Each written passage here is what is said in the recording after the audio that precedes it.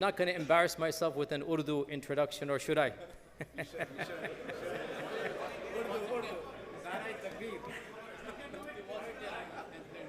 Okay, you guys are going to find this very funny, but anyway, Bismillah. ہم لوگ کے آج خوش نصیب ہے کہ ہمارے درمیان ایسے شخصیت ایسے آئے ہیں جن کے تعارف کرنے کی ضرورت ہی نہیں ہے. صحیح؟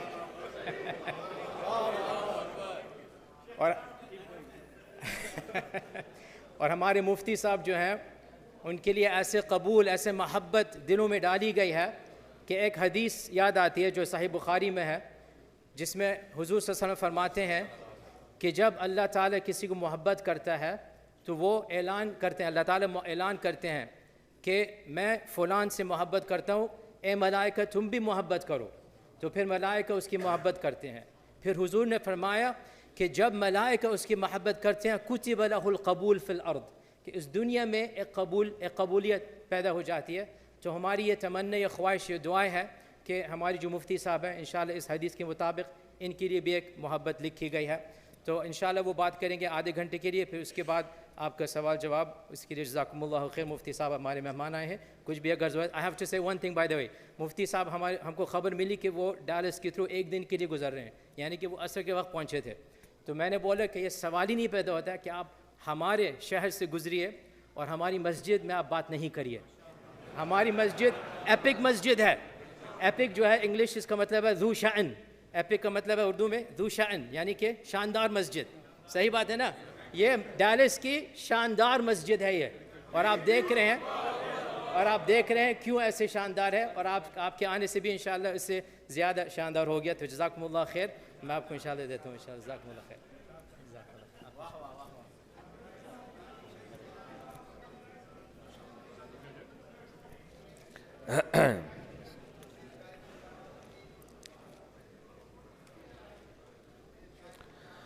الحمد للہ نحمده ونصلي على رسوله الكريم اما بعد فاعوذ باللہ من الشیطان الرجیم بسم اللہ الرحمن الرحیم. میں نے گھڑی سامنے رکھ لی ہے کیونکہ آدھے گھنٹے میں نے اپنی بات کو کمپلیٹ کرنا ہے. اور جناب مفتی یاسر قاضی صاحب خود ایک بہت بڑے عالم ہیں، مدینہ یونیورسٹی سے فارغ ہیں، ان کی سیرت پہ مشہور کتاب ہے. تو انہوں نے مجھے اتنی عزت دی، میں ان کا بہت زیادہ شکر گزار ہوں. تو مجھے بتایا گیا کہ آدھا گھنٹہ ہے میرے پاس، تو میں آدھے گھنٹے میں کوشش کروں گا بات اپنی کمپلیٹ کروں. ایک تو امام صاحب نے جو تلاوت کی ہے اتنا مزہ آیا کہ الفاظ نہیں ہیں بیان کرنے کے لیے. اتنی پیاری تلاوت کی ہے. ایک ہفتہ مجھے ہو چکا ہے یو ایس اے میں، اتنی خوبصورت تلاوت میں نے ابھی تک نہیں سنی، اور دل چاہ رہا تھا کہ پڑھتے ہی چلے جائیں. یہ اللہ کا کلام ہے، یہ خود ایک معجزہ ہے. 1400 سال کی پرانی کوئی زبان ایسی ہے جو اس طرح سے آج پڑھی جاتی ہو اور اس کو اس طرح سے آج سمجھا جاتا ہو. تو کلام اللہ خود بتاتا ہے کہ یہ انسانوں کا کلام نہیں ہے. کلام بتاتا ہے کہ یہ خدائی کلام ہے. یہ اللہ نے یہودیوں کو تورات دی تھی، عیسائیوں کو انجیل دی تھی. کیا آج انہوں نے تورات اور انجیل کو اس طرح سے محفوظ کیا؟ کبھی آپ نے دیکھا کوئی اتنے خوبصورت انداز سے تورات کی تلاوت کرتا ہو، کوئی اتنے خوبصورت انداز سے انجیل کی تلاوت کرتا ہو؟ تو بھائی اسی سے سمجھ جانا چاہیے کہ لاسٹ میسنجر آف گاڈ وہ محمد صلی اللہ علیہ وسلم ہے. اسی سے ہمیں سمجھ جانا چاہیے ان الدین عند اللہ الاسلام. جو آسمانی مذہب اگر کوئی ہے جس میں نجات ہے تو وہ صرف اور صرف اسلام ہے. ومن یبتغی غیر الاسلام دینا فلن یقبل منہ. اللہ نے کہا اگر کوئی بھی اسلام کے علاوہ کسی بھی دین اور مذہب کو فالو کرے گا قیامت کے دن قبول نہیں ہوگا. تو یہ تو کچھ جذبات تھے امام صاحب کی تلاوت سن کے پیدا ہوئے. تو باقی میں آپ سے اتنی سی دیر میں کیا کہوں. کل میرا بیان تھا عشاء کے بعد، 2 گھنٹے میں بھی ختم نہیں ہو رہا تھا، وہ پولیس بلوانی پڑی ختم کرنے کے لیے، اور پبلک بھی جم کے بیٹھی ہوئی تھی تو اٹھ ہی نہیں رہی تھی. تو میں نے مفتی یاسر قاضی صاحب سے کہا کہ بھائی بیان تو میں آدھا گھنٹہ ہی کروں گا کیونکہ لوگوں نے صبح آفس بھی جانا ہے, آپ کو پھر سوال جواب کا موقع دیا جائے گا, تو آپ اس میں جو کویشچن اینڈ آنسر کا سیشن چلے گا انشاءاللہ. باقی آدھے گھنٹے میں کس بات کو سمیٹ کے دلوں میں اتارنا یہ بڑا مشکل کام ہے. کوشش کرتا ہوں کہ میں اپنی بات کو سمیٹوں, اور جو میسج میں دینا چاہتا ہوں, میرا کیا میسج ہے, اللہ اس کے رسول صلی اللہ علیہ وسلم کا میسج ہے. دیکھو بھائی, آپ کو پتہ ہے کہ دنیا میں کوئی بھی کنفیوز آدمی ہو جس کو منزل کا پتہ ہی نہ ہو, وہ کبھی بھی سکون کی حالت میں نہیں ہوتا. یہ غیر مسلم جو یہاں پر رہتے ہیں, ان کی ایک منزل ہے, وہ دنیا. اسے کیا کہا جاتا ہے؟ دنیا. یہ موت کے بعد کی زندگی پر یقین نہیں رکھتے, کہتے ہیں ہم جب مر جائیں گے تو مر کے مٹی ہو کے ختم ہو جائیں گے. لہذا ان کا ہدف بہت واضح ہے. اردو سب لوگ سمجھ رہے ہیں؟ اچھا, ہاں, ایسا نہ ہو کہ میں پتہ چلا کہ بعد میں ٹرانسلیشن ہو رہی ہے میری. تو ان لوگوں کا ہدف تو بہت واضح ہے نا, یعنی ہدف کا مطلب ان کو پتہ ہے بھائی ہم دنیا کے لیے پیدا ہوئے ہیں, لائف کو انجوائے کرنے کے لیے. تو وہ نائٹ کلب بھی جاتے ہیں, شراب وراب بھی پی لیتے ہیں, کچھ نہیں بھی پیتے, وہ ان کی مرضی ہے, وہ ان کا ہیڈک ہے. بھائی آپ تو اس پہ شکر ادا کریں, آپ کو ان لوگوں نے نماز پڑھنے کی اجازت دی ہے, ان لوگوں نے آپ کو روزہ رکھنے کی اجازت دی ہے, داڑیاں رکھنے کی اجازت دی, خواتین کو پردہ کرنے کی اجازت دی ہے. اس پہ من لم یشکر الناس لم یشکر اللہ, حدیث میں آتا ہے جو لوگوں کا شکر ادا نہیں کرتا وہ اللہ کا بھی شکر ادا نہیں کرتا. تو لوگوں میں کوئی اسٹیٹ بھی ہو سکتی ہے, ریاست بھی ہو سکتی ہے. مسئلہ ہمارے ساتھ ہے, مسلمانوں کے ساتھ. ان کے ساتھ مسئلہ نہیں, ان کا ہے کہ بھائی مر کے ختم ہے, ہم جب ختم ہے تو بھائی دنیا کو انجوائے کرنا ہے. یہی ان کا ہدف ہوا نا. کیا خیال ہے بھائی, لائف کو کیا کرنا ہے؟ آپ کسی گورے سے پوچھیں ہم کیوں پیدا ہوئے, وہ کہے گا انٹرٹینمنٹ کے لیے, لائف کو انجوائے کرنے کے لیے. تو ہر وہ چیز جو انجوائمنٹ میں رکاوٹ بنے وہ اس کو سائڈ پہ لگا دیتے. ہمارے ساتھ مسئلہ یہ, جو مسلم ہیں ان کو یہی نہیں پتا کہ ہم ہیں کیوں. مسئلہ کیا ہے ہمارے ساتھ؟ ہمیں یہی نہیں پتا کہ ہم دنیا کے لیے آئے ہیں یا آخرت کے لیے آئے ہیں. کچھ کام ہم آخرت والے کر رہے ہوتے ہیں, کچھ ہم دنیا والے کر رہے ہوتے ہیں. تو دونوں میں ٹکراؤ ہو رہا ہوتا ہے. کبھی ہم دنیا کو ترجیح دے رہے ہوتے ہیں, کبھی ہم آخرت کو ترجیح دے رہے ہوتے ہیں. تو کنفیوزڈ یہ نہیں ہے, کنفیوز کون ہے بھائی؟ ہم ہیں. تو کنفیوز آدمی کبھی سکون میں ہو سکتا ہے؟ تو آپ کو ایک بات طے کر لینی چاہیے کہ ہم آخرت کے لیے بنے ہیں یا ہم دنیا کے لیے بنے ہیں.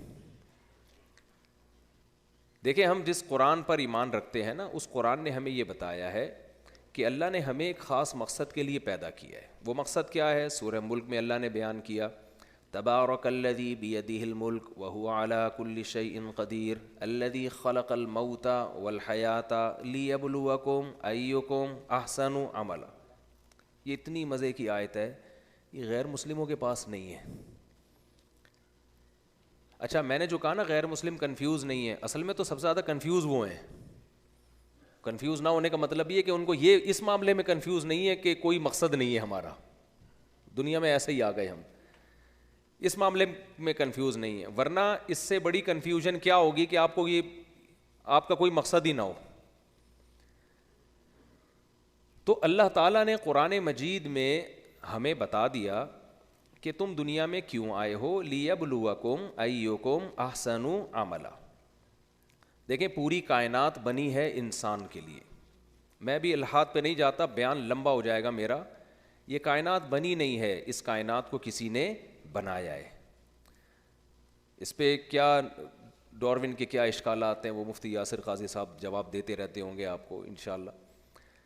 تو جب کسی نے بنایا ہے, آپ کو معلوم ہونا چاہیے دنیا میں کوئی بھی بے وقوف سے بے وقوف آدمی بھی جب کوئی کام کرتا ہے نا, کوئی بڑا چھمبے کا کام کرے, عجیب سا کام کرے, تو اس سے اس کی ریزن پوچھی جاتی ہے. کیا یہ پاسبل ہے کہ اللہ نے اس پوری کائنات کو بنا دیا اور اس کے پیچھے کوئی مقصد نہ ہو؟ یہ ممکن ہے؟ ہم اللہ سے اگر پوچھیں کہ اے اللہ, اے گاڈ, یہ سب کچھ کیوں بنایا؟ اللہ جواب میں کہ ویسے ہی, ایویں, جسے پنجابی میں کیا کہتے ہیں, ایویں. تو ہمارے دل میں اس سے اللہ کی عظمت بڑھے گی یا کم ہوگی؟ ہے بھائی. دیکھو ایک بلڈر نے بڑی خوبصورت عمارت بنائی, بہت بہترین بلڈنگ بنائی, گھر بنایا, بنگلہ بنایا, کچن بھی ہے, واش روم بھی ہے, اس میں بیڈ روم بھی ہے, ساری سہولت کی چیزیں. آپ کو لگ رہا ہے کہ اس میں یہ رہائش کا پورا انتظام کیا جا رہا ہے اس میں. آپ نے بلڈر سے پوچھا یار کروڑوں خربوں روپے لگا کے تم نے یہ بلڈنگ کیوں بنائی؟ وہ جواب میں کہ ایویں. جواب میں کیا کہتا ہے وہ؟ جو پنجابی ہیں ان کو سمجھ میں آئے گا, ایویں بنا دی. تو آپ بولو گے یار تو کیا کر رہا ہے, تو انسان ہے کیا ہے بھائی, تو ایسے ہی اتنی بڑی تو نے گلشن سجا دیا بلا وجہ, کوئی ہدف نہیں, کوئی مقصد نہیں. قرآن میں اللہ تعالیٰ فرماتے ہیں کہ یہ جو آسمان اور زمین ہم نے بنائے ہیں یہ ایویں نہیں بنائے. ما خلقنا السماء والارض وما بینہما باطلا ذلک ظن الذین کفروا. اللہ کہتے ہیں ان لوگوں کا خیال ہے جو کافر ہیں, جو مجھے نہیں مانتے, اور ان کے لیے پھر بڑا سخت عذاب ہے جنہوں نے میری طرف نسبت کر دی کہ میں نے سب کچھ بنایا بلا وجہ. یہ بہت بڑا جرم ہے جس کی نسبت کس کی طرف کی جاتی ہے؟ اللہ کی طرف. تو اب اللہ سے ہم پوچھتے ہیں کہ اللہ تو بتا دے کیوں بنایا. تو پوری کائنات کا مقصد اللہ نے ایک جملے میں بیان کر دیا کہ وَسَخَّرَ لَكُمْ مَا فِي السَّمَاوَاتِ وَمَا فِي الْأَرْضِ جَمِيعًا مِّنْهُ. اللہ کہتے ہیں جو کچھ آسمانوں میں, جو کچھ زمینوں میں, سب کا سب میں نے تمہارے لیے بنایا ہے. کس کے لیے بنایا؟ آپ لوگ میرے ساتھ شریک رہیں گے نا, کیونکہ آدھے گھنٹے میں نے سبق پڑھا کے جانا ہے نا, تو پوری امتحان کی تیاری کرانی ہے نا. 100 نمبروں کی ٹیوٹر کے پاس ٹائم کم ہو تو وہ پھر وہی پیپر دیتا ہے جو امتحان میں آنے والے ہیں, تو وہی سوالات کی تیاری کرائے گا جو بہت ہی ضروری ہیں. تو ساری کائنات کیوں بنی ہے؟ بولے نا, میرے اور آپ کے لیے. تبھی ہم جب دل چاہتا ہے بکرا ذبح کر کے کھا جاتے ہیں. بکرے کو احتجاج کا حق ہے کہ جب انسان جوان ہوتا ہے, عیاشی کی عمر ہوتی ہے, تو وہ عیاشی میں لگتا ہے, اور میں جب 2 دانت کا ہوا, جوانی کی دہلیز پہ میں نے قدم رکھا, مجھے بدنظری بھی نہیں کرنے دی جاتی, اور میرے گلے پہ چھری پھیر کر انسان کباب بنا کے کھا لیتا ہے. بکرے کو احتجاج کا حق ہے؟ نہیں ہے. اگر وہ اللہ سے احتجاج کرے گا کہ اللہ یہ کیا بات ہے, یہ لوگ صبح و شام ہیومن رائٹس, ویمن رائٹس کی بات کرتے ہیں, تو جانوروں کے کوئی حقوق نہیں ہے کیا؟ ہمیں زندہ رہنے کا حق نہیں ہے؟ ابھی ہم جوان ہوئے تھے, ابھی ہمیں پتہ چلا تھا بکرا کیا ہوتا ہے, بکری کیا ہوتی ہے. ہی اور شی کا فرق بکرے کو پتا ہے, انسانوں کو پتا. حیرت کی بات ہے نا, انسان کنفیوز ہے کہ میں ہی ہوں کہ میں شی ہوں. تبھی تو میں کہتا ہوں بر وقت بچوں کی شادی کر دیا کرو, یہ زمانہ بڑے فتنے کا زمانہ ہے, ورنہ بچہ تھوڑے دنوں میں کنفیوز ہو جائے گا کہ میں ہی ہوں یا میں شی ہوں. شادی ہو جائے گی, شی آئے گی اس کی زندگی میں, کمپیئر کرے گا وہ کہے گا دونوں شی نہیں ہو سکتے, دونوں ہی نہیں ہو سکتے, ہم دونوں میں سے ایک ہی ہے اور ایک کیا ہے, شی ہے. تو یہ اس لیے بھی اس زمانے میں جلدی شادی ضروری ہے کہ آپ کو پتہ چل جائے کہ آپ ہو کیا. تو کیونکہ اگر یہ چیز بہت زیادہ ہماری سوسائٹی میں پھیل گئی نا, بہت پھیل گئی, تو بڑے مسائل ہو جائیں گے. آپ اپنے بچے کی شادی کرو گے, آپ کو پتہ ہی نہیں چلے گا کہ میں داماد لا رہا ہوں یا بہو لا رہا ہوں گھر میں. بڑے مسئلے ہو جائیں گے. تو اس لیے بھائی, تو بکرا جو ہے نا, بکرا وہ جوان ہوتا ہے, اس کو بد نظری بھی نہیں کرنے دی جاتی, ہم کاٹ کے کھا جاتے ہیں. کراچی میں ایک علاقہ ہے سہراب گوٹ, نام سنا ہے؟ جو کراچی کے لوگ ہیں ان کو اچھی طرح پتہ ہوگا. وہاں ہم ایک طویل عرصے تک دمبئی کی بوٹیاں سمجھ کے کھاتے رہے ہیں, نمکین بوٹیاں. ہم سمجھتے تھے یہ کس کی ہیں, دمبے کی. بعد میں پتہ چلا بھینس جو ساری زندگی دودھ دیتی ہے, ساری زندگی کیا کرتی ہے, دودھ. کتنی خدمت کرتی ہے انسان کی. جس دن دودھ دینا بند کرتی ہے اس دن سہراب گوٹ میں اس کو کاٹ کے دمبے کے نام پہ وہ تکے بنا کے ہمیں کھلا دیے جاتے ہیں. وہ اتنے چھوٹے چھوٹے ہوتے ہیں, کیا پتہ چل رہا ہوتا ہے. تو اب مجھے ایک بات بتاؤ, بھینس کو احتجاج کرنا چاہیے نا. گاؤں دیہاتوں میں کیا ہوتا ہے بھائی, جب آپ اپنی ماں کی بات نہیں مانتے, ماں کیا تانا دیتی ہے, میں تجھے دودھ نہیں بخشوں گی, میں تجھے دودھ نہیں بخشوں گی.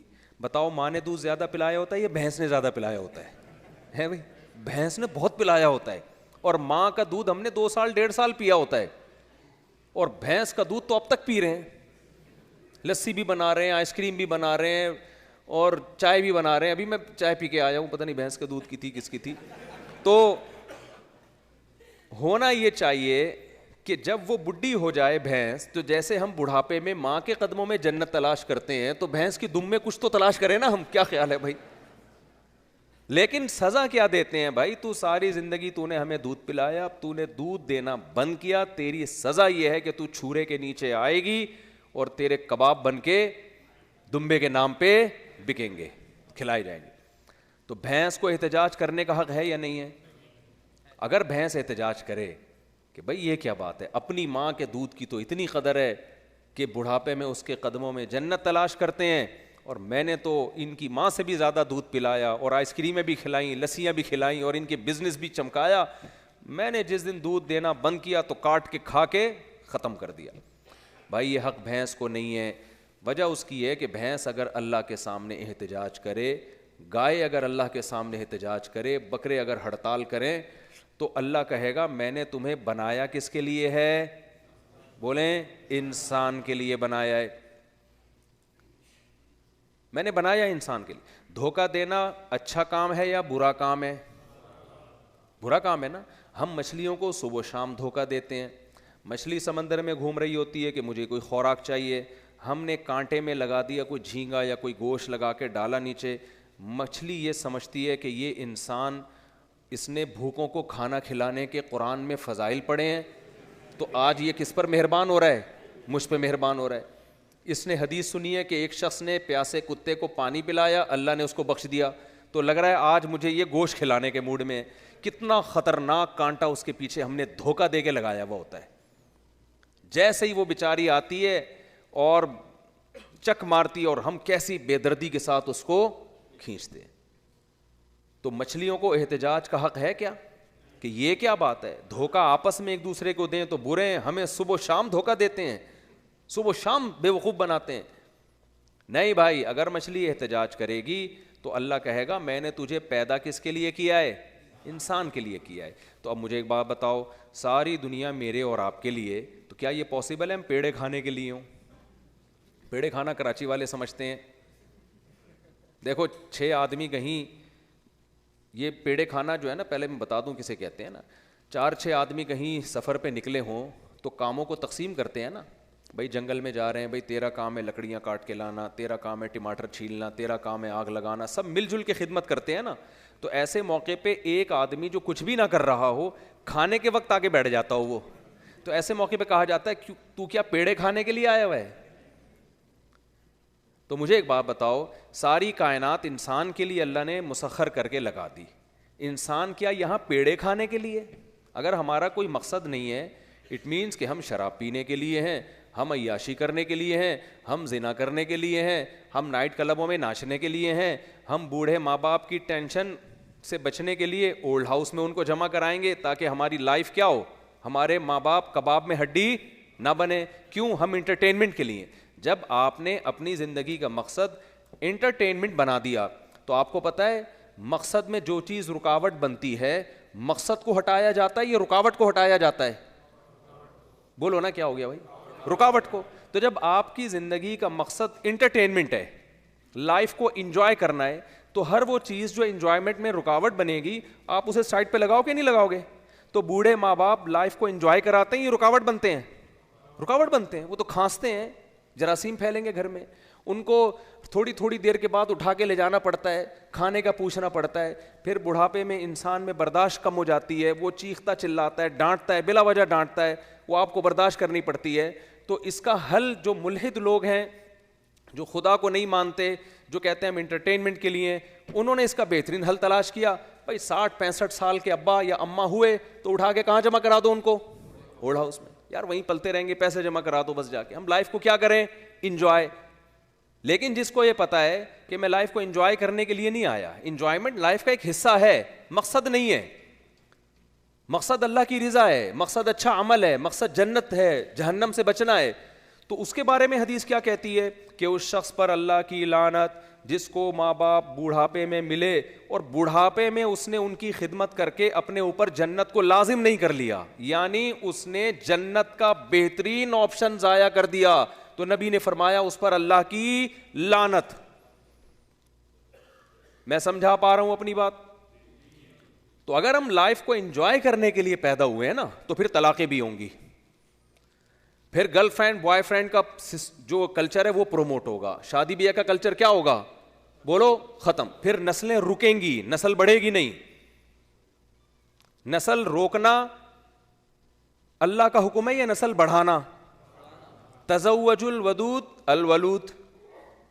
دیکھو اللہ تعالیٰ نے ہمیں بتایا کہ یہ ساری کائنات میں نے تمہارے لیے بنائی ہے, تو ظاہر ہے ہم پیڑے کھانے کے لیے نہیں ہے. پیڑے کھانے کا مطلب سمجھ میں آ گیا نا, ہمارے ذمے بھی کوئی کام ہے. میں اس کی ایک چھوٹی سی مثال دے کے جلدی سے آگے چلتا ہوں. دیکھو کمیشن آفیسر کے لیے اعلان ہوا اخبار میں کہ جو لوگ اس معیار پہ اترتے ہیں وہ آ جائیں, نیوی میں یا آرمی میں کمیشن آفیسر بھرتی ہوں گے اور ڈائریکٹ وہ آفیسر ہوں گے, اور اس میں یہ قوائف ہیں, انٹرویو ہے, آپ چلے گئے. آپ نے کہا پہلے مجھے بتاؤ کہ میں جب آفیسر بنوں گا تو مجھے ملے گا کیا؟ انہوں نے کہا اتنی تنخواہ ہوگی آپ کو, اور یہ ہوگا, فلانا ہوگا, ڈمکانا ہوگا. آپ نے کہا بہترین, میں جا رہا ہوں ٹاٹا, کل سے یہ ساری سہولتیں آپ مجھے میرے گھر میں پہنچا دیں, یہ تنخواہ, یہ میرا اکاؤنٹ نمبر ہے. اگلا کہے گا آپ تو پوچھو کہ آپ کی کیا ذمہ داری ہے.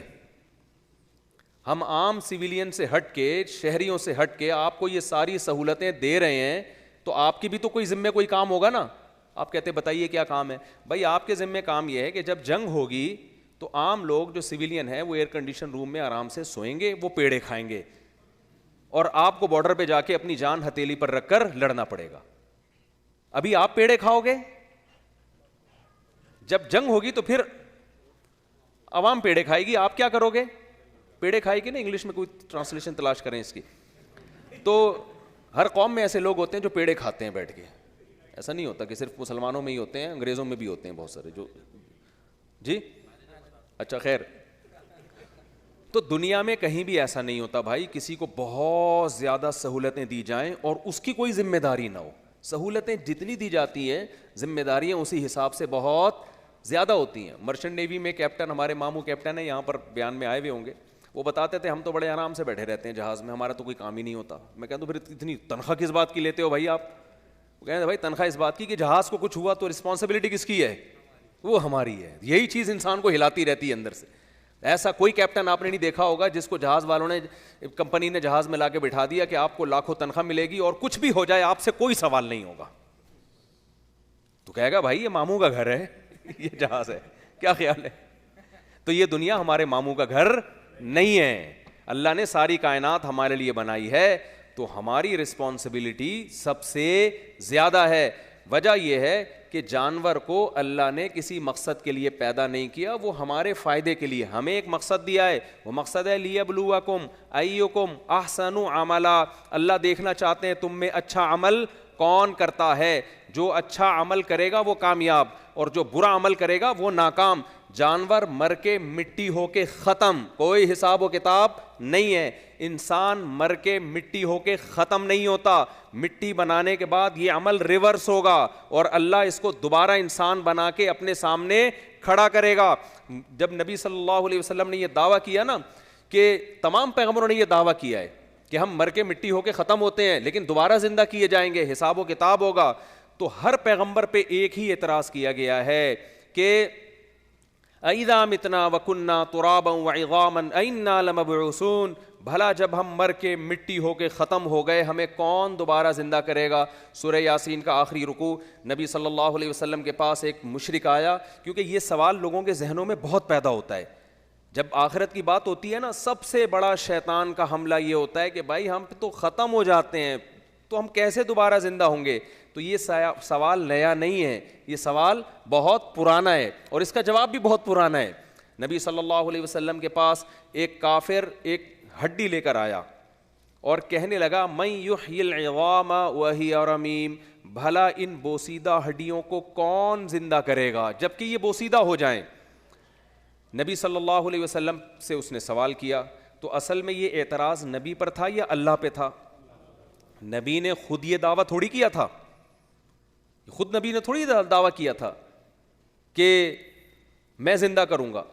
تو سورہ یاسین کا آخری رکوع نازل ہوا. اولم یر الانسان انا خلقناہ من نطفۃ فاذا هو خصیم مبین. کہ انسان جو یہ ہڈی لے کر آیا ہے مذاق اڑانے کے لیے, یہ دیکھتا نہیں ہے کہ آج تو یہ ہڈی ہے, کل یہ ہڈی بھی نہیں تھا, یہ پانی کا ایک قطرہ تھا, غلیظ قطرہ جس میں نہ آنکھ نہ ناک نہ دل نہ دماغ نہ جگر نہ گردے نہ پھیپھڑے کچھ بھی نہیں تھا اس میں, نہ سانس لینے کے لیے ناک تھی, نہ دیکھنے کے لیے آنکھ تھی, نہ سننے کے لیے کان تھے. تو ہم نے اس پانی کو ماں کے رحم میں 9 مہینے رکھا ہے اور چلتا پھرتا سنتا دیکھتا انسان بنا دیا. تو جو اس طرح سے ایک پانی سے انسان بنا سکتا ہے وہ اس ہڈی کو ریورس کر کے دوبارہ کیوں انسان نہیں بنا سکتا؟ تو یہ خوب سمجھ لو, یہ دعویٰ سائنسدانوں نے نہیں کیا کہ انسان دوبارہ پیدا ہوگا, کہ ہم سائنسدانوں سے پوچھتے ہیں کہ کیسے پیدا ہوگا. لوگ سائنس سے پوچھ رہے ہیں کہ بھائی کیسے, کیا یہ پاسبل ہے؟ سائنسدان کہتا ہے یہ سائنٹیفکلی یہ ممکن نہیں ہے. تو سائنسدانوں نے سے کیوں پوچھ رہے ہو جا کے؟ جس نے پیدا کیا ہے یہ اس سے پوچھو. وہ کہتا ہے میں نے یہ اس طرح سے پیدا کر کے بتا دیا ہے, جو اس طرح کر سکتا ہے وہ ہر طرح سے پیدا کر سکتا ہے. وَهُوَ بِكُلِّ خَلْقٍ عَلِيمٌ, وہ ہر طرح سے پیدا کر سکتا ہے. اس کی ایک مثال دیتا ہوں. بچہ جب پیدا ہوتا ہے ماں کی چھاتیوں میں دودھ آتا ہے, ایسا ہی ہے نا. اس سے پتہ چل جاتا ہے کہ بچے کے رزق کس کے ذمے ہے؟ اللہ کے. اب بے وقوف انسان پتہ ہے کیا کہتا ہے؟ بے وقوف انسان سوچتا ہے کہ یار یہ تو سائنٹیفکلی ثابت ہو چکا ہے کہ جب بچہ پیدا ہوتا ہے تو ماں کی چھاتیوں میں دودھ پیدا ہوتا ہے, تو اٹ مینس کہ دودھ پیدا ہوتا ہے, باقی بچے کی کوئی ضرورت پوری نہیں ہوگی. لوگ یہی کہہ رہے ہوتے ہیں نا, بھائی بچے کو تو اسکول کی فیسوں کی بھی ضرورت ہے, کل علاج کے لیے پیسوں کی بھی ضرورت ہے, صبح ناشتے کے لیے بریڈ کی انڈوں کی ضرورت ہے, تو یہ تو صرف دودھ پیدا ہو رہا ہے. تو جو ظاہر پرست انسان ہے وہ یہ کہے گا کہ صرف دودھ کا تو سائنٹیفکلی ثابت ہے, باقی چیزیں سائنٹیفکلی ثابت نہیں ہیں, لہذا ہم نسل کو روکیں گے. اس لیے روکیں گے کہ صرف دودھ نہیں چاہیے بچے کو, بیسیوں اور چیزیں بھی چاہیے. لیکن جس کی عقل پہ پردے نہیں پڑے ہوئے, جو وحی کی روشنی میں عقل کا صحیح استعمال کرتا ہے, وہ کہتا ہے بھائی بچے اب جب پیدا ہوا اس کو اس وقت صرف دودھ کی ضرورت تھی, دودھ کا کوئی نام و نشان دور دور تک نہیں تھا. جس خدا نے روٹی سے بچے کی آنکھ بنائی, جس خدا نے روٹی سے بچے کی ناک بنائی, جس خدا نے روٹی سے بچے کے پاؤں اور دماغ بنائے, اس خدا کی قدرت کے خزانے حرکت میں آتے ہیں. بچہ دنیا میں آتا ہے فوراً اسی روٹی سے دودھ پیدا ہونا شروع ہو جاتا ہے, جو بالکل ایک ڈفرینٹ چیز ہے.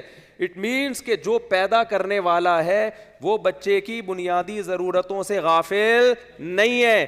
تو اس کا مطلب یہ ہوا کہ آج اس کو دودھ کی ضرورت تھی, جو دودھ پیدا کر سکتا ہے کل اگر اسکول کی فیسوں کی ضرورت ہوگی, اگر ہوگی ضرورت, بعض دفعہ ہوتی نہیں ہے آپ سمجھ رہے ہوتے ہو, اگر ہوگی ضرورت تو وہ اس کا انتظام بھی کر دے گا. جب اس کو روٹی کی ضرورت ہوگی تو روٹی کا انتظام بھی کر دے گا. جب اس کو خربوزے کی ضرورت ہوگی تو خربوزہ پیدا بھی کر دے گا. یہ ہے عقل کا صحیح استعمال. تو جو کافر ہے وہ یہ کہتا ہے کہ جب ہم مٹی ہو کے ختم ہو جائیں گے دوبارہ پیدا نہیں ہو سکتے. ان سے کہا جائے کہ پانی کے قطرے سے کیسے پیدا ہو گئے, وہ جواب میں کہتے ہیں کہ سائنٹیفکلی چونکہ یہ بات ثابت ہے کہ اسپرم سے انسان پیدا ہو سکتا ہے, لہذا ہم یہ مان لیں گے. لیکن جو وحی کی روشنی میں عقل استعمال کرتے ہیں وہ کہتے ہیں سائنٹیفکلی یہ پاسبل کیسے ہوا کہ پانی سے انسان بن گیا؟ یہ پاسبل کس نے کیا ہے؟ اللہ نے کیا ہے. تو جو اللہ سائنٹیفکلی یہ کر سکتا ہے کہ پانی میں ایسے سافٹ ویئر انسٹال کر سکتا ہے کہ 9 مہینے میں وہ بچہ بن کے باہر آ جائے, تو مٹی میں ایسے سافٹ ویئر انسٹال کیوں نہیں کر سکتا کہ اس عمل کو ریورس کر کے دوبارہ انسان بنا دے؟ نہیں آ رہی میرا خیال ہے بات سمجھنا. منہا خلقناکم, کیسے شاندار الفاظ ہیں سورہ طٰہٰ کے. منہا خلقناکم, کتنا آسان کر دیا اللہ نے. جب ہم مٹی کو دیکھتے ہیں نا تو اللہ کہتے ہیں منہا خلقناکم, اس مٹی سے بنایا میں نے تمہیں. حالانکہ مٹی کو دیکھ کے کوئی یہ سوچ سکتا ہے کہ یہ غفار بھائی بن سکتے ہیں, یہ ستار بھائی بن سکتے ہیں, یہ وسیم بھائی بن سکتے ہیں, یہ سبکتگین بن سکتا ہے, یہ جمشید بن سکتا ہے؟ کوئی کہہ سکتا ہے؟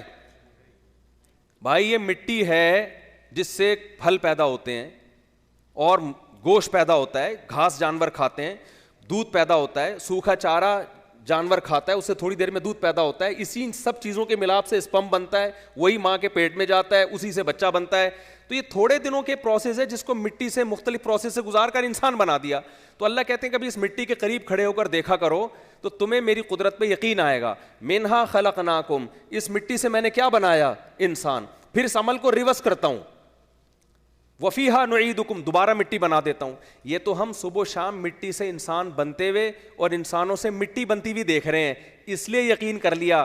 یہ پروسیس ہم نے اپنی آنکھوں سے نہ دیکھا ہوتا تو ہم اس کو پر کبھی بھی یقین نہ لے کر آتے. تو اللہ کہتے ہیں اس مٹی سے میں نے انسان بنایا, انسان کو دوبارہ مٹی بنایا. 2 قدرت کے نمونے تم نے اپنی آنکھوں سے دیکھ لیے ہیں, تیسرا میرے کہنے سے ایمان لے آؤ. وَمِنْهَا نُخْرِجُكُمْ تَارَةً أُخْرَىٰ, اسی عمل کو ریورس کر کے دوبارہ انسان بنا دوں گا. تو اس میں کون سی اچھمبے کی بات ہے؟ میں سمجھا پا رہا ہوں بھائی؟ تو اس لیے پہلے تو اپنا ایمان مضبوط کرو بھائی جان.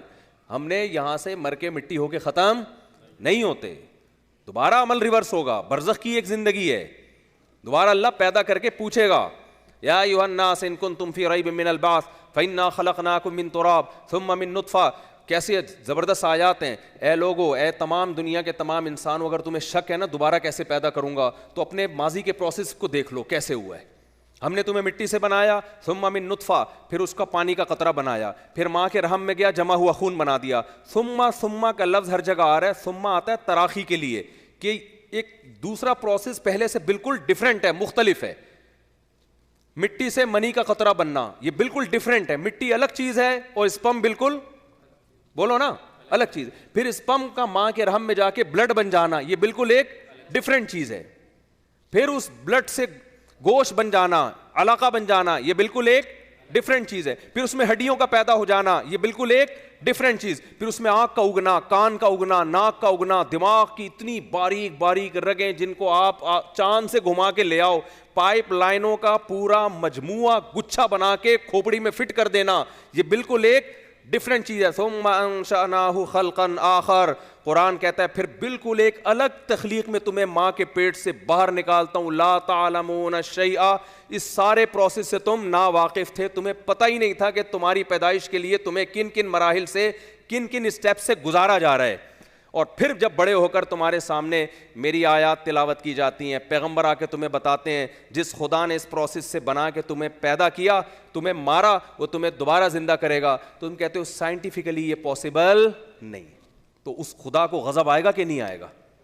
یہ سارے کام سائنسدان کر رہے تھے کیا ہے بھائی؟ سائنس تو بس ایکسپلین کر رہی تھی کہ ایسے ہوا ہے, کر میں رہا تھا. تو جو ایسے کر, جب دوبارہ ہو جائے گا تو سائنس پھر بتائے گی ایسے ہو گیا, ایکچولی یہ ریورس ایسے ہو گیا. میدان حشر میں بہت سارے سائنسدان مل کے بیٹھیں گے, ہوا کیسے یہ, تو وہ اس کی لاجک بتا دیں گے, یار ایکچولی یہ ہوا تھا, یوں ہوا تھا, یہ ریورس ہو گیا. تو اس لیے بھائی اپنے ایمان کو مضبوط کرو. ہم آخرت کے لیے پیدا ہوئے ہیں. تو اللہ نے کیا فرمایا, جب آخرت ہے تو تم سے چند سوال ہوں گے. لِیَبْلُوَکُمْ أَیُّکُمْ أَحْسَنُ عَمَلًا, میں نے پیدا کیا کون اچھا عمل کرتا ہے. کیوں پیدا کیا بھائی؟ تو اب یہ تو کلیئر ہو گیا نا ہم کیوں پیدا ہوئے ہیں. آزمائش ہے, ایگزامینیشن ہال ہے. جو اچھا عمل کر رہا ہے جنت, اور جو برا عمل کر رہا ہے جہنم. 5-10 منٹ آپ کے اوپر لے لوں گا, ٹائم پورا ہو گیا ہے. مفتی یاسر قاضی صاحب سے تھوڑی سی اجازت کے ساتھ. تو اب مجھے ایک بات بتاؤ, اب اچھے میں بڑا مسئلہ ہے.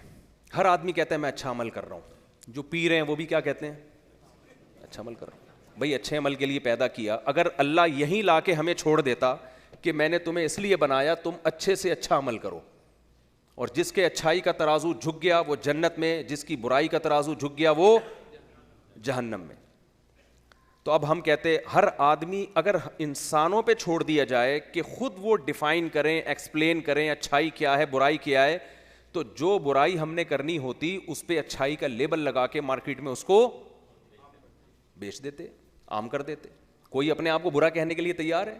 جو شراب پیتا ہے آپ بولیں برائی ہے, وہ کہے گا بھائی یہ ڈپریشن دور کرنے کا ایک بہترین طریقہ ہے. چرسی کیا کرتے, یہاں تو وہ چرسی ہوتے نہیں ہیں. آپ آؤ کبھی ہمارے ہاں نالوں کے اندر, برساتی نالے, ان میں کتنے کراچی کے لوگ یہاں بیٹھے ہوئے ہوں گے نا, پنجاب کے, کراچی کے, تو یہاں پہ بھی ہوتے ہیں. اچھا میں نے ابھی تک نہیں دیکھا, خیر اچھا خیر.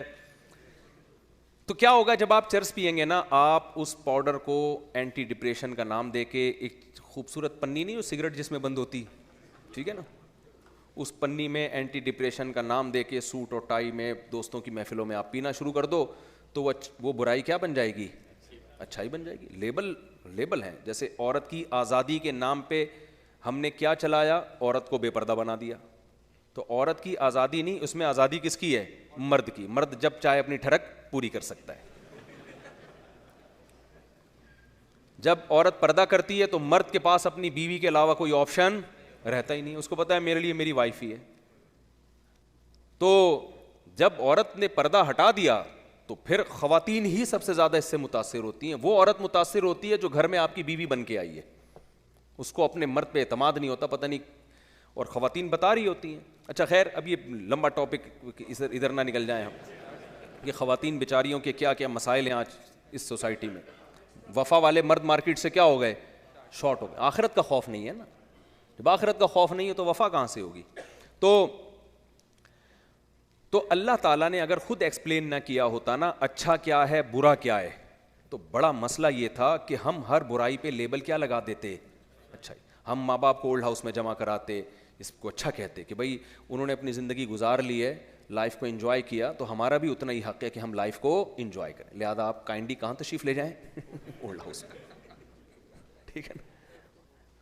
تو یہ اچھا عمل ہے بھائی, کیونکہ قوم میں اچھے ایک نیشن پیدا ہوگی. اگر ماں باپ کا بوجھ سنبھالیں گے, ٹینشن میں جائیں گے, کیونکہ بوجھ اٹھانے سے انسان کو ٹینشن ہوتی ہے تو آدمی آفس میں صحیح کام نہیں کر سکتا, صحیح کام نہیں کرے گا تو ملک ترقی نہیں کرے گا, تو ہم چاند پہ نہیں پہنچیں گے تو پھر مریخ پہ کیسے جائیں گے ہم. تو یہ کچھ بھی برائی کو آپ اچھائی کا لیبل لگا دو. گرل فرینڈ بوائے فرینڈ جو سیٹ اپ چل رہا ہے ہماری سوسائٹی میں, شادی بیاہ ختم ہو گئی, اس سے فیملی سسٹم کیا ہو رہا ہے, تباہ. اللہ نے تو قرآن میں کہا هو الذی خلق من الماء بشرا فجعلہ نسبا وصہرا. کیا زبردست آیت ہے کہ ہم نے ایک ناپاک پانی سے انسان کو بنایا.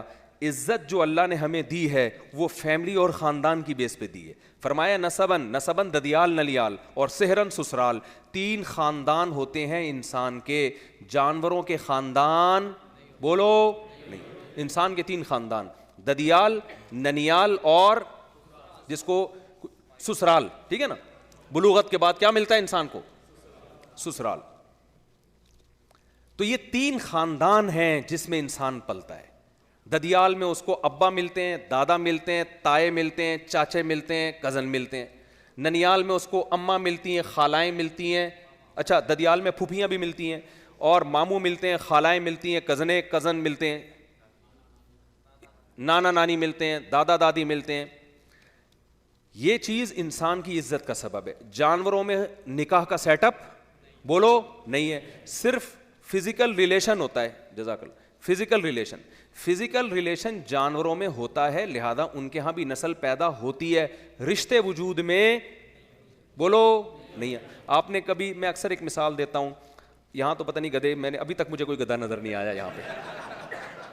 آپ اپنے گدھے کا تعارف کروا رہے ہو کسی سے, یہ میرا گدھا ہے, لوڈ زیادہ اٹھاتا ہے, ڈھینچوں کم کرتا ہے, اس سے زیادہ گدھے کا انٹروڈکشن ہوگا نہیں. کبھی آپ نے گدھے کا ایسا تعارف کروایا, یہ میرا گدھا ہے, یہ اس کے فادر ہیں, یہ اس کے ماموں ہیں, یہ اس کے بولو نا چاچو ہیں, کبھی تعارف انٹروڈکشن کروایا آپ نے؟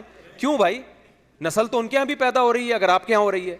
وجہ اس کی ہے کہ گدھا کا میل اور فیمیل میں فزیکل ریلیشن ہوتا ہے, میرج کا ریلیشن نہیں ہوتا. فزیکل ریلیشن سے رشتے وجود میں نہیں آتے, رشتے وجود میں شادی سے اور میرج سے آتے ہیں. میں سمجھا پا رہا ہوں اپنی بات؟ تو دنیا میں اگر آپ نے ایک عزت والی زندگی گزارنی ہے, اپنے بڑھاپے میں تنہائی سے بچنا ہے, محبت چاہیے آپ کو, انسان کی نیچر ہے اس کو محبت چاہیے. وہ گرل فرینڈ سے نہیں ملے گی اس کو, وہ بیوی سے ملے گی, اولاد سے ملے گی. تو فزیکل گرل فرینڈ تو فزیکل ریلیشن ہے. لیونگ ریلیشن ایک نئی اصطلاح ایجاد کی ہے, لیونگ ریلیشن, اکٹھے رہ رہے ہیں. تو وجہ کیا ہے, جب آپ کی زندگی کا مقصد ہی انٹرٹینمنٹ ہوگا تو آپ ہر وہ چیز جو کباب میں ہڈی بنے گی اس کو نکال دو گے.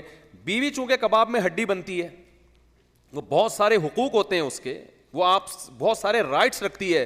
تو جو آخرت کے منکر ہیں وہ بیوی لیس زندگی گزارتے ہیں, انہوں نے گرل فرینڈ رکھ لی, اور عورت نے بھی کیا رکھ لیا, بوائے فرینڈ, کیونکہ شوہر کے حقوق ہوتے ہیں. لیکن جن کے دل میں آخرت کا خوف ہے, انہیں پتہ ہے کہ گرل فرینڈ بوائے فرینڈ یہ اللہ کی مرضی کے خلاف, اور نکاح یہ اللہ کی مرضی کے مطابق. حدیث میں آتا ہے نا 10 چیزیں پیغمبروں کی فطرت ہے, اس میں ایک نکاح بھی ہے. موسیٰ علیہ السلام نے نکاح کی خاطر, شادی کی خاطر 10 سال بکریاں چرائی ہیں. 10 سال موسیٰ کلیم اللہ نے. ان کی جو زوجہ کے والد نے کیا کہا تھا, میں اپنی بیٹی کا نکاح آپ سے اس شرط پہ کروں گا, انی اريد ان انکحک احدی ابنتی ہاتین علی ان تأجرنی 8 حجج فإن اتممت 10 فمن عندک. تو موسیٰ علیہ السلام نے کیا کہا, انہوں نے کہا 10 سال میری بکریاں چراؤ گے تو میری بیٹی تمہاری زوجہ, تمہارا نکاح کرا دوں گا. موسیٰ علیہ السلام نے فوراً ہاتھ بڑھایا, ذالک بینی و بینک, یہ میرے اور آپ کے درمیان کیا ہے, ایگریمنٹ. تو پتہ چلتا ہے بھائی پیغمبر نکاح پہ حریص ہوتے ہیں اور زنا سے دور. یوسف علیہ السلام کو مصر میں چاروں طرف دروازے بند کر کے کس قدر زنا پہ ورغلایا گیا, دھمکی دی گئی کہ آپ کو جیل بھیج دوں گی, آپ پر الزام, الٹا آپ پر الزام بھی لگ گیا, جیل بھی چلے گئے. لیکن اللہ سے کیا کہہ رہے ہیں, قال رب السجن احب الی مما یدعوننی الی, اے اللہ جیل کی زندگی مجھے اس بدکاری اور زنا سے زیادہ محبوب ہے جس کی طرف یہ مجھے دعوت دے رہی ہے. اتنا برا گندا عمل ہے اللہ کی نظر میں زنا, اور آج اس کو کتنا ہلکا لے لیا ہے. تو بھائی آپ کو اگر آخرت کا خوف ہے تو اچھے عمل میں زنا داخل نہیں ہے. کچھ بھی لیبل لگا کے زنا کرو گے نا, ڈپریشن دور کر رہا ہوں, ایکچولی میں امریکہ میں رہتا ہوں, میں کیا کروں, میں یہاں شادی آسان نہیں. بھائی زنا حلال اگر ہوتا کسی بھی مجبوری سے تو کوئی تو گنجائش ہوتی, بالکل حلال نہیں ہے, کوئی گنجائش نہیں ہے آپ کے پاس زنا کی. نکاح کی ترغیب دی ہے. تو بس جب بات کو میں سمیٹ رہا ہوں, بہت اسپیڈ میں ہوں نا, کیا کروں. تو اچھے کو ایکسپلین کون کرے گا, اللہ. تو اللہ نے ایکسپلین کیا ہے سورہ بنی اسرائیل میں, وہ 4 شرطیں اللہ نے بیان کی ہیں کہ جس عمل میں یہ 4 شرطیں پائی جائیں گی میری نظر میں وہ عمل کیا ہوگا بھائی, اچھا ہوگا. اور جس عمل میں ان 4 میں سے ایک شرط بھی نہیں ہوئی میری نظر میں وہ عمل اچھا نہیں ہوگا. تو اللہ نے 4 شرطیں بیان کی ہیں سورہ بنی اسرائیل میں. وَمَنْ أَرَادَ الْآخِرَةَ, کوئی بھی جب عمل کرنے جاؤ جو تمہیں لگے کہ یہ اچھا ہے, سب سے پہلے اس میں نیت آخرت کی اور اللہ کی رضا کی ہونی چاہیے. انما نطعمکم لوجہ اللہ لا نرید منکم جزاء ولا شکورا. اللہ کہتے ہیں ہمارے نیک بندے جب غریبوں کو کھانا کھلاتے ہیں تو یہ کہتے ہیں ہم تمہیں تمہارے لیے نہیں کھلا رہے, ہم تمہیں کس کے لیے کھلا رہے ہیں, اللہ کے لیے. اور اس میں اتنا ہمیں اعتماد ہے کہ ہمیں تم سے لا نرید منکم جزاء ولا شکورا, نہ بدلہ چاہیے نہ کسی قسم کا شکریہ, تھینک یو کہنے کی بھی ضرورت نہیں ہے. تو اس جذبے سے جب کوئی نیک عمل ہوگا, یہ پہلی شرط ہے, تو وہ عمل اللہ کی نظر میں کیا کہلائے گا, بول لینا بھائی جلدی سے, اچھا. دوسری شرط ومن اراد الآخرۃ وسعى, نیت اچھی ہو آخرت. نمبر 2 وسعى, کوشش بھی ہو, عمل بھی ہو.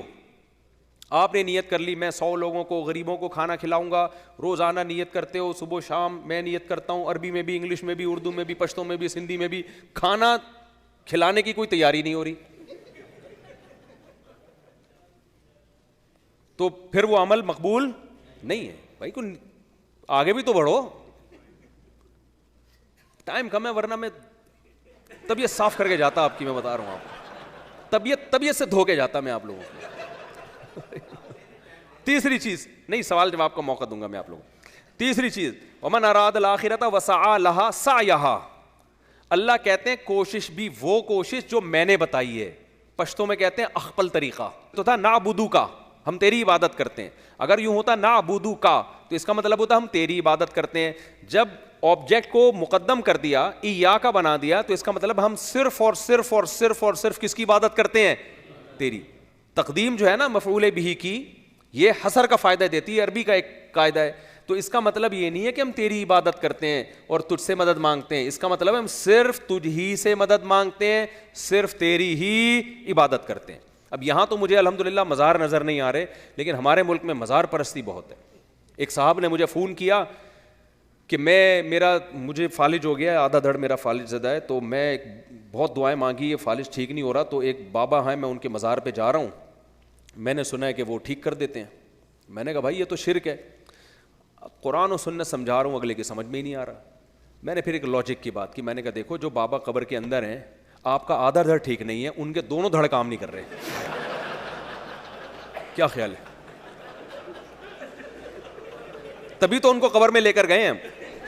ایسا ہی ہے نا, اگر تھوڑی سی انگلی بھی کام کر رہی ہوتی نا, دفنانے کی کوئی بھی جرت نہ کر. میں نے کہا بھائی جس کے دونوں دھڑ کام نہیں کر رہے, اس سے آپ مانگ رہے ہو کہ میرا آدھا دھڑ ٹھیک کر دے. یا ایھا الناس انتم الفقراء الی اللہ, اللہ توحید کے معاملے میں بہت, اللہ کا قانون بہت سخت ہے, تو توحید پرست بنو. یا ایھا الناس, اے لوگو, اس میں تمام پیغمبر, تمام جنات, تمام انسان سب آ گئے اس میں, جنات بھی ضمناً آ گئے اس میں. انتم الفقراء الی اللہ, تم سب کے سب فقیر ہو, محتاج ہو کس کے؟ اللہ کے. صرف ایک اللہ ہے جو کسی کا محتاج نہیں ہے. یہ اسلام کا حسن ہے کہ ہماری گردن اللہ کے سوا کسی کے آگے نہیں جھکتی. ہم دعا کے لیے ہاتھ اللہ کے سوا کسی کے آگے نہیں اٹھاتے. خدا کی قسم یہ توحید اتنا مزے کا عقیدہ ہے. آپ سے کوئی اللہ نہ کرے گناہ ہو جائے, گناہ سے بچو, لیکن جب توبہ کرو اللہ کے سامنے, اللہ کو یہ واسطہ دیا کرو, اے اللہ میں تیرے سوا آج تک کسی کے سامنے ہاتھ نہیں اٹھائے. دیکھو آپ کسی سیٹ سے قرضہ مانگنے جاؤ محلے کے, وہ نہ دے رہا ہو, آپ اسے سائٹ پہ لے جا کے کیا کہتے ہو؟ یار تعلق والے تو بہت ہیں. کہتے ہو نا, کہتے ہو کہ نہیں کہتے؟ یار میرے تو وسیم سے بھی تعلق ہے, حالانکہ جھوٹ بول رہے ہوتے ہو. یار اس سے بھی ہے لیکن کسی کو میں لفٹ نہیں کراتا. جب غفار بھائی موجود ہیں تو مجھے وسیم کے پاس جانے کی کیا ضرورت ہے؟ یہی کہتے ہو نا آپ. تو ایک دم غفار بھائی جوش میں آئے گا کہ نہیں آئے گا؟ یار مجھے رسپیکٹ دے رہا ہے بھائی. تو وہ تو آپ جھوٹ بول رہے ہوتے ہو, لیکن اللہ کے سامنے تو ہم سچ بول رہے ہوتے ہیں. اللہ کے سامنے ہم کیا کر رہے ہوتے ہیں؟ سچ. حدیث میں آتا ہے رسول اللہ صلی اللہ علیہ وسلم نے فرمایا کہ جب کسی بندے سے گناہ ہوتا ہے اور وہ اللہ کے سامنے ہاتھ اٹھا کے توبہ کرتا ہے تو اللہ فرشتوں سے کہتے ہیں کہ دیکھو یہ مجھ سے توبہ کر رہا ہے نا, اس کو یقین ہے کہ کوئی خدا ہے, کوئی رب ہے جو اس کے گناہ پہ سزا بھی دے سکتا ہے اور معاف بھی. حالانکہ ابھی اللہ نے سزا دی نہیں ہے, کوئی نظر بھی نہیں آ رہی سزا اس کو یقین ہے کہ میرا کوئی رب ہے جو اس گناہ پہ سزا بھی دے سکتا ہے اور معاف بھی کر سکتا ہے, تبھی یہ مجھ سے گڑ گڑا کے معافی مانگ رہا ہے. تو میں اس کے عمل کی لاج رکھتا ہوں. اس کا یہ نظر, بہت سے گناہ کرتے ہیں نہیں ہاتھ اٹھاتے اللہ کے سامنے, اور اللہ کو دیکھنے کے بعد تو سارے ہی ہاتھ اٹھائیں گے, تو پھر تو سارے اٹھا لیں گے ہاتھ, توبہ کریں گے. اللہ کہہ رہے ہیں دیکھا نہیں ہے اس نے, میری آیات پر ایمان لایا ہے, میری نشانیاں دیکھ کر, میرے پیغمبروں کی دعوت پر لبیک کہا ہے, تو اس عمل کی لاج رکھ کے میں اس کی توبہ کو قبول کروں گا. حدیث میں آتا ہے پھر وہ دوبارہ گناہ کرتا ہے, پھر دوبارہ اللہ کے سامنے آ کے معافی مانگتا ہے. اللہ کہتا ہے دوبارہ گناہ ہو گیا, پھر معافی مانگنا اس کی علامت ہے, اس کو یقین ہے کہ میرا کوئی رب ہے جو گناہوں پہ سزا بھی دے سکتا ہے اور جزا بھی دے سکتا ہے, معاف بھی کر سکتا ہے. تو پھر یہ معافی مانگ رہا ہے. نبی صلی اللہ علیہ وسلم کی حدیث کا مفہوم ہے 70 دفعہ بھی کوئی گناہ کر کے 70 دفعہ توبہ کرے گا تو اللہ اس کے اس جذبے کی لاج رکھ کر اس کے گناہ کو معاف کرے گا. اس کا مطلب یہ نہیں کہ آپ 70 دفعہ گناہ کریں, مقصد ایک سمجھانا ہے کہ توبہ میں تاخیر نہ کریں. تو اللہ معاف کیوں کر رہا ہے؟ اس کے اس توحید والے نظریے کی بیس پر کہ اس کو پتا ہے کہ مجھے گناہ معاف کروانے کے لیے میرے پاس اللہ کے سوا کوئی آپشن نہیں ہے. تو توحید اللہ کو بہت پسند ہے, شرک سے اللہ کو بہت زیادہ نفرت.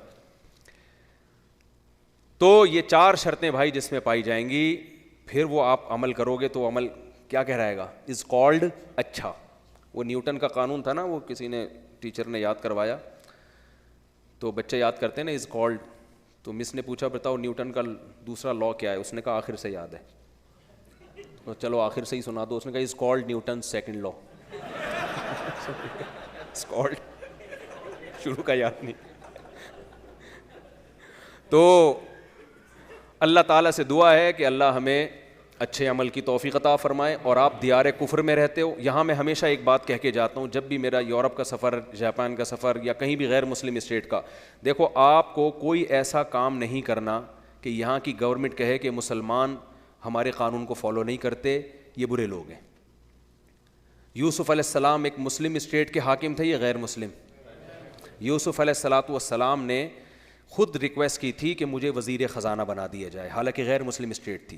کیوں؟ انی حفیظ علیم, میں حفاظت بھی کروں گا اور یہ علم جانتا بھی ہوں. کیا مطلب؟ مجھے اللہ نے وہ صلاحیت دی ہے کہ میں مصر کو اکنامکلی ایک طاقتور ریاست بنا سکتا ہوں. قحط کے دنوں میں یوسف علیہ السلام نے مصر کو اکنامکلی بہت مضبوط کیا ہے. اسی بیس پہ بادشاہ کے بعد آپ کو بادشاہ بنایا گیا. ایک پیغمبر ہونے کے باوجود مذہب بالکل ڈیفرنٹ. اسٹیٹ کو اس سے کوئی غرض نہیں ہوتی کہ آپ کا مذہب کیا ہے, اسٹیٹ یہ دیکھتی ہے کہ یہ ہمارے ملک کے لیے فائدہ مند ہے یا نقصان دہ. تو آپ کو اپنے مذہب کو فالو کرتے ہوئے اسٹیٹ کے لیے کوئی ایسا کام نہیں کرنا جس سے آپ کے اوپر انگلیاں اٹھیں کہ یہ مسلمان جب سے ہمارے ملک میں آئے ہیں ہمارے ملک کا بیڑا غرق. جاپان میں میں نے دیکھا جیپنیز ایسے تمیز سے لائن میں چلتے ہیں نا, ایک دم ہم جا رہے ہیں, ہم نے کہا وہ اتنی لمبی لائن ہے, کوئی حالانکہ لائن توڑنے کے بہت سارے راستے تھے, سارے تمیز سے جا رہے ہیں. تو وہی ایک ہمارے جیسا کوئی دیسی آیا, اس نے کہا یوں لائن توڑ کے جا رہا ہے. تو میں گیا, میں نے سمجھایا, میں نے کہا جب سارے لائن میں چل رہے ہیں آپ کیوں توڑ رہے ہیں؟ انہوں نے کہا بے وقوف ہیں ہم, تھوڑی بے وقوف ہیں. انہیں آپ اندازہ لگاؤ یار. اب یہ چیز جب سوسائٹی میں بڑھے گی تو اس سے مسلمانوں کی عزت ہوگی یا بے عزتی ہوگی؟ تو آپ کیوں ایسا کام کر رہے ہو؟ یوسف علیہ السلام کی سیرت ہمارے سامنے موجود ہے, تو آپ ٹیکس ٹائم پہ اچھے بچوں کی طرح دے دیا کرو. قرآن میں اللہ نے کیا کہا ہے؟ وَيْلٌ لِّلْمُطَفِّفِينَ, تباہی ہے ان لوگوں کے لیے جو ناپ تول میں کمی کرتے ہیں. حق لینے کی باری آتی ہے تو حق پورا لیتے ہیں, دینے کی باری آتی ہے تو ڈنڈی مارتے ہیں. آپ یہاں پہ کہتے ہیں یہ غیر مسلم اسٹیٹ ہے, ہم ٹیکس کیوں دیں؟ بھائی جب آپ سہولتیں پوری لے رہے ہو ان سے, تو جو آپ کی ذمہ داری ہے وہ بھی تو پوری کرو نا آپ. بڑا لوگ فخر سے بتاتے ہیں علاج فری ہے, تو فلانا فری ہے, تو ڈمکانا فری ہے, تو یہ فری. بھائی یہ فری نہیں ہے, یہ اس بیس پہ کہ آپ ٹیکس دے رہے ہیں. ٹیکس میں ڈنڈی مار رہے ہو اور پیڑے کھانے کے وقت آپ بولو پہنچ جاتے ہو. تو کیا یہ کوئی اسلام اس کی ترغیب دے گا آپ کو؟ ہے بھائی. تو انلیگل کوئی بھی کام یہاں پہ نہ کریں. اسٹیٹ کو آپ یہ باور کرائیں کہ ہم ایک اچھے شہری ہیں, اور ان لوگوں کا آپ پر احسان ہے. آپ کو انہوں نے ریزیڈینشل ویزا دیا یہاں پہ, آپ کو انہوں نے سہولت دی ہے. مذہب سب سے بڑی آپ کے لیے احسان یہ ہے کہ آپ کو انہوں نے مذہب پہ چلنے کی مکمل آزادی. بعض ملکوں میں عورت چہرے کا پردہ نہیں کر سکتی. میں یہاں دیکھ رہا ہوں خواتین چہرے کا پردہ کر کے گھوم رہی ہیں, داڑیاں رکھی ہوئی ہیں انہوں نے. مسجدیں, اتنا مجھے تصور نہیں تھا کہ اتنا رش ہوگا بیان میں. جہاں بھی میں بیان میں گیا ہوں, میری کوئی اوقات نہیں ہے, تو اسلام سے محبت ہے نا لوگوں کی. اور جو بھی اسکالر آتے ہیں, میں اکیلا نہیں ہوں, یہاں مسجدیں بھری ہوئی ہوتی ہیں, تراویح میں رش ہوتا ہے, یہاں پہ رمضان میں رش ہوتا ہے. تو بھائی یہ اسٹیٹ نے آپ کو پرمیشن دی ہے. اسٹیٹ کی کھوپڑی جس دن گھوم گئی, آپ اسٹیٹ کا کچھ نہیں بگاڑ سکتے. اسٹیٹ آپ کی ایسی کی تیسی کر دے گی. تو فنڈر بننے کی کوشش, بولو کچھ اسکالر ایسے ہوں گے آپ کو فنڈر گیری سکھا رہے ہوں گے. ایکچولی بھائی جان تو ان کو بولو اپنی اوقات میں رہو تم. تو آپ کو یہاں پر جو آزادی ملی ہوئی ہے اس کا جائز فائدہ اٹھائیں, آپ اس کا ناجائز فائدہ نہیں اٹھائیں. اور کوئی کام آپ سمجھتے ہیں اسٹیٹ غلط کر رہی ہے تو لیگل وے میں اس کے خلاف احتجاج ریکارڈ ساری دنیا کراتی ہے, آپ بھی کرائیں اس. ہم یہ نہیں کہہ رہے کہ آپ چپ بیٹھیں اس پہ. جو آپ کا رائٹ ہے, قانونی حق ہے, آپ اس کو استعمال کریں. تو یہ چند باتیں جلدی اسپیڈ میں آپ کے سامنے کہی ہیں, پھر بھی میں کیا کروں, بریکیں فیل تھی, آدھے گھنٹے کے بجائے اتنا ہو گیا. یہ بھی بہت بڑی بات ہے اس زمانے میں میرے جیسے آدمی کی, کہ میں نے 50 منٹ میں بیان کو سمیٹ دیا. کوئی سوال ہو آپ لوگوں کا کر سکتے ہیں. اچھا, جن کو صبح آفس جانا ہے, بہت سے ایسے لوگ بھی ہیں, تو وہ جا سکتے ہیں, کیونکہ بعض لوگوں کو جانا ہوتا ہے, وہ بیٹھے ہوئے ہوتے ہیں. GHQ کی طرف سے بعض لوگوں کی کال آ رہی ہوتی ہے. GHQ تو سمجھتے ہیں نا, تو وہ پھر بھی بیٹھے ہوتے ہیں. تو اس میں کوئی حرج نہیں ہے, جو جانا چاہیں وہ جا سکتے ہیں. کوئی سوال پوچھنا ہو مفتی صاحب, 10 منٹ میں نا, بس 10 منٹ ہیں سوالات کے. جی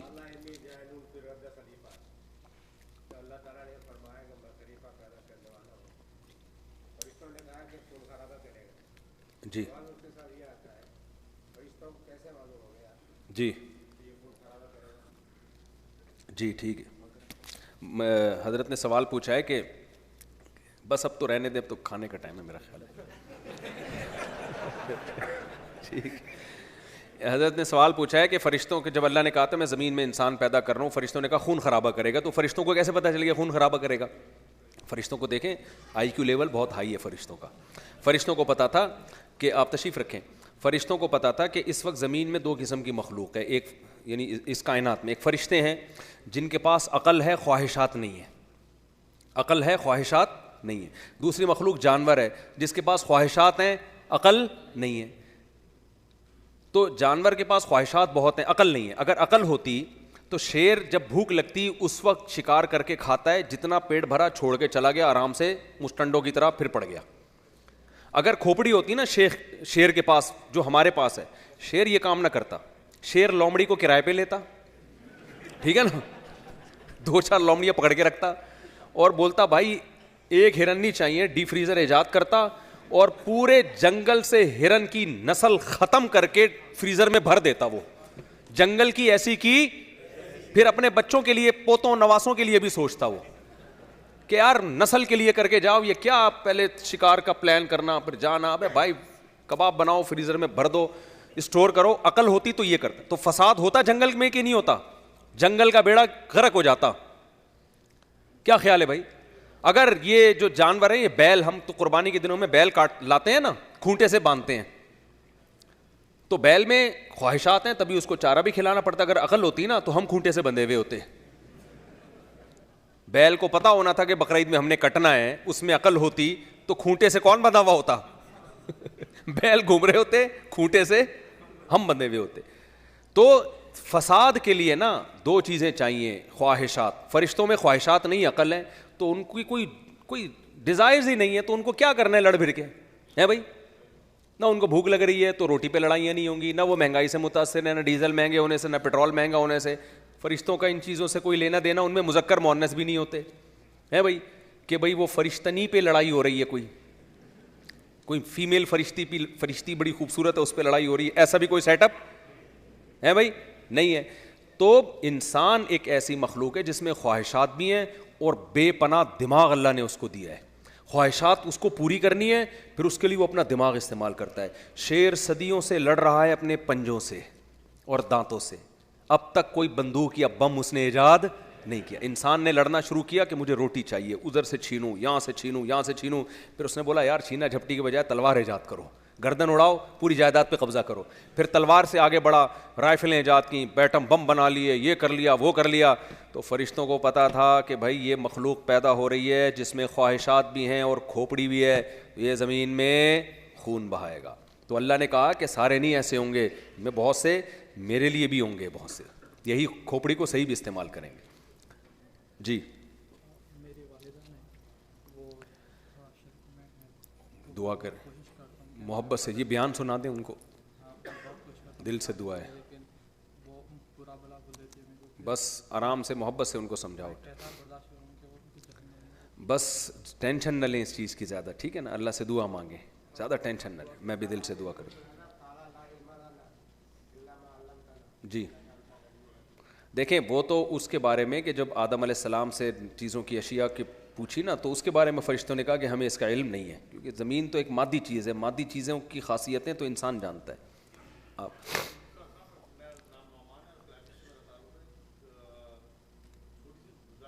جی جی جی جی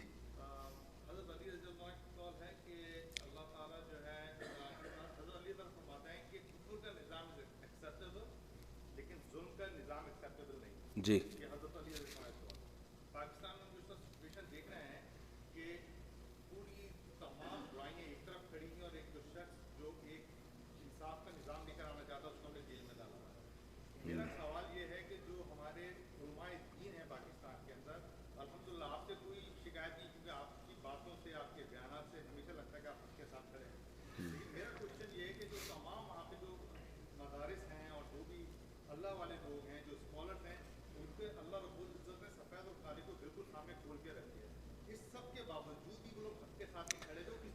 نہیں دیکھیں یہ آپ کی بدگمانی ہے, ٹھیک ہے نا, یہ آپ کی بدگمانی ہے.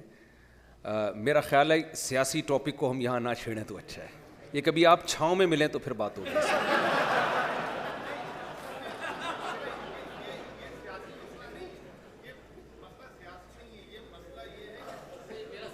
نہیں مسئلہ آپ کا ٹھیک ہے, بالکل صحیح ہے, جو پاکستان میں ہو رہا ہے وہ کسی سے ڈھکا چھپا نہیں ہے, اور آج سے تھوڑی ہو رہا ہے, بہت پہلے سے ہو رہا ہے, لیکن اس کو ٹھیک کرنے کی کوشش کرنی چاہیے پازیٹیو وے میں, ایسا نہ ٹھیک کریں کہ اور خراب ہو جائے.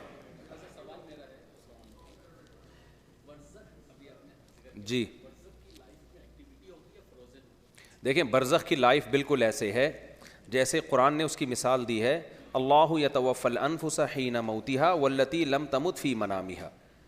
ہم جب سوتے ہیں نا تو ہماری روح کا ہمارے جسم سے تعلق کمزور ہو جاتا ہے, اور مرتے ہیں تو روح بالکل ہی نکل جاتی ہے. تو ہم جب سوتے ہیں تو ہمیں کتنی چیزیں ہماری روح پہ گزر رہی ہوتی ہیں, بہت کچھ ہماری روح پہ گزر رہا ہوتا ہے جو ہمیں پتہ ہوتا ہے, ہمارے ساتھ بیٹھے ہوئے بندے کو پتہ نہیں ہوتا. تو قرآن و سنت سے پتہ چلتا ہے ایسے جب ہم مر جاتے ہیں تو بہت سے احوال ہماری روح دیکھ رہی ہوتی ہے جو ہمیں پتہ ہوتا ہے, ہمارے اڑوس پڑوس بیٹھے ہوئے شخص کو علم نہیں ہوتا. تو یہ جو آخرت اور دنیا کے بیچ میں یہ کنڈیشن ہے جس کو نیند سے تشبیہ دی گئی ہے, اس کنڈیشن کو برزخ کہا جاتا ہے. اس میں پوری سزا یا پوری جزا نہیں ملتی ہے, اصل جزا اور سزا آخرت میں ہوگی, اس میں اس کے اثرات پڑتے ہیں اس زندگی میں.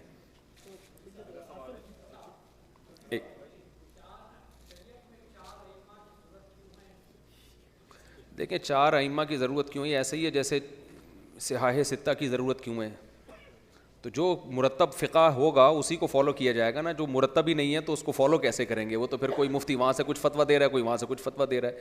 تو جو ہمارے پاس جب مرتب قرآن ہے وہ مصحف عثمانی ہے.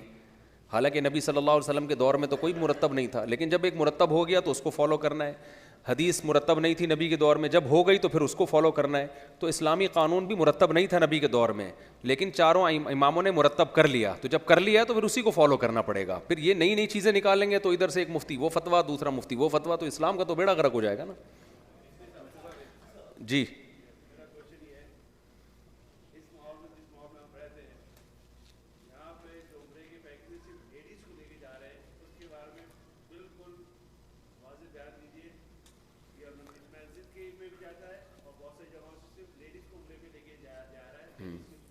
جی اختلافی مسئلہ ہے. دیکھیں اس میں ہماری رائے میں یہ جائز نہیں ہے, لیکن بہرحال اختلاف ہے تو اب چھاؤں میں ملیں.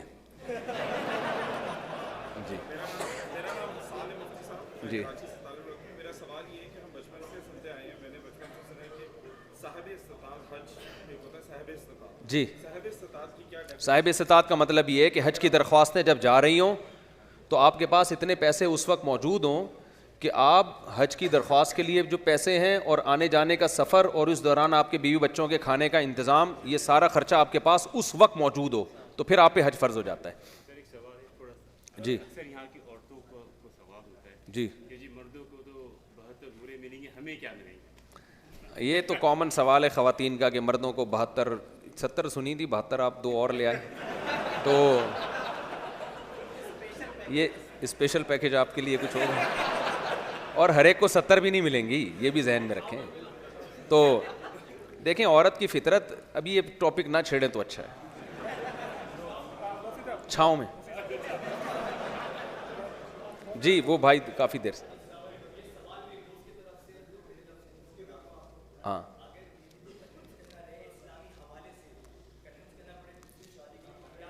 وہ کنوینس نہیں ہوگی.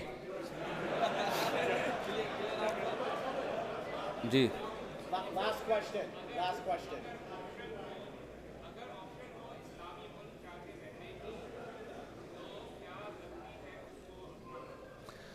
دیکھیں یہ جو غیر مسلم اسٹیٹ میں رہنا, مسئلہ یہ نہیں ہے کہ غیر مسلم اسٹیٹ میں رہنا جائز ہے یا ناجائز. اصل مسئلہ یہ ہے کہ ایسی جگہ رہنا جہاں آپ کو غالب گمان ہو کہ میری اولاد یا میرا دین محفوظ نہیں ہوگا, اس جگہ رہنا جائز نہیں ہے, چاہے وہ مسلم اسٹیٹ ہو یا غیر مسلم. اور جہاں آپ کو یہ غالب گمان ہو کہ میں اپنے اور اپنے بچوں کی دین کی حفاظت کر سکتا ہوں, تو چاہے وہ مسلم ہو یا غیر مسلم, وہاں پہ رہنا جائز ہے. کچھ لوگوں کے حالات وہاں اتنے خراب ہیں, بے روزگاری سے یہ حال ہو گیا ہے کہ اگر وہ ہجرت کر کے کمانے کے لیے نہیں جاتے تو شاید وہ بھکاری بن جائیں اور ان کے حالات بہت خراب ہو جائیں. تو اب یہ آپ نے فیصلہ کرنا ہے کہ آپ یہاں اپنے بچوں کے دین کو محفوظ رکھ سکتے ہو یا نہیں رکھ سکتے. یہاں تو بہت سے اسلامک اسکول بن گئے, نہیں بنے تو آپ بناؤ یہاں پہ. یہ گورنمنٹ کو ایک اپریشیٹ کرنا چاہیے کہ انہوں نے آپ کو پرمیشن دی ہے کہ آپ اسلامک اسکول بنا سکتے ہو, تو اس پرمیشن سے آپ فائدہ اٹھاؤ. اچھا ماشاء اللہ.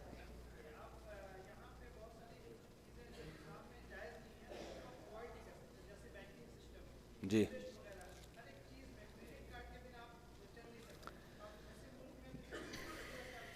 دیکھیں کریڈٹ کارڈ کے بغیر اگر شاپنگ ممکن ہی نہیں ہے تو پھر جائز ہے کریڈٹ کارڈ, اس میں آپ پھر سود لگنے سے پہلے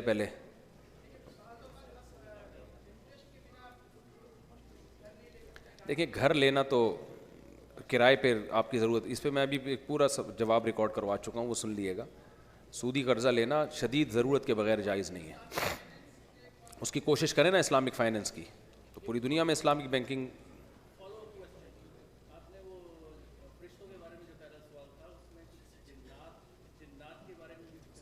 ہاں وہ تو جنات کا بھی یہی ہے نا, ان میں خواہشات بھی ہیں اور لیکن ان میں شر کا غلبہ ہے. انسانوں کی بات کریں, اگر جنات پہ کوئی پروگرام ہوگا تو انشاءاللہ ٹھیک. ان المسلمین والمسلمات والمؤمنین والمؤمنات والقانتین والقانتات والصادقین والصادقات والصابرین والصابرات والخاشعین والخاشعات والخاشعين والخاشعات والمتصدقين والمتصدقات والصائمين والصائمات والحافظين فروجهم والحافظات والذاكرين الله كثيرا والذاكرات أعد الله لهم مغفرة وأجرا عظيما.